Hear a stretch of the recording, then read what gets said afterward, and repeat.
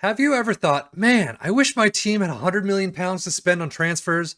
Or maybe that transfer you really wanted to happen over the summer didn't, but you still want to have them in your FM team. Or maybe you're like me, who likes to play around with squads for testing and recording purposes. Well, the pregame editor that comes free with FM23 is definitely for you.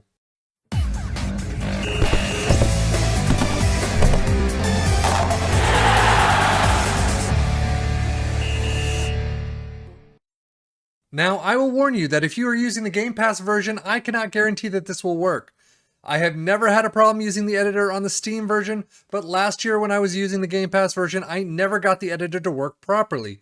It kept either crashing on me or would not even load at all. So if you can get it to work, then kudos to you. But the first big hurdle is how to find the bloody app. Well, it's actually quite easy.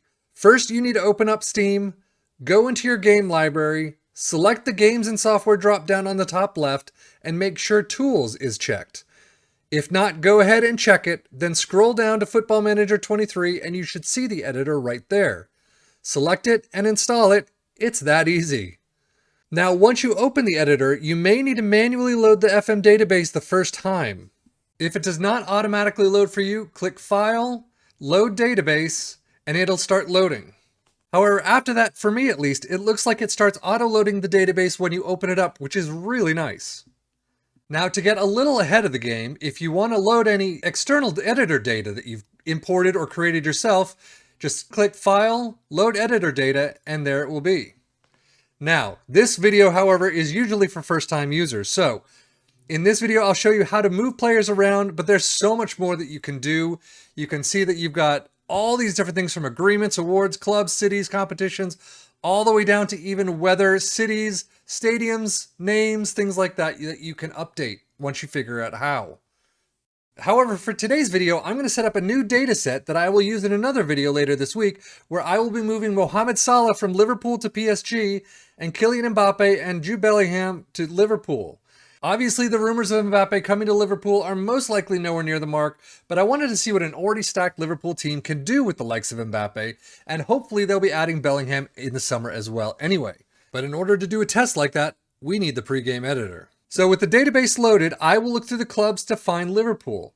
On the squad tab, I find Mohamed Salah, and I can move him off to PSG. Now, obviously, there are clubs like Liverpool who have teams that are elsewhere in the world. Liverpool FC is not the one in this that you want.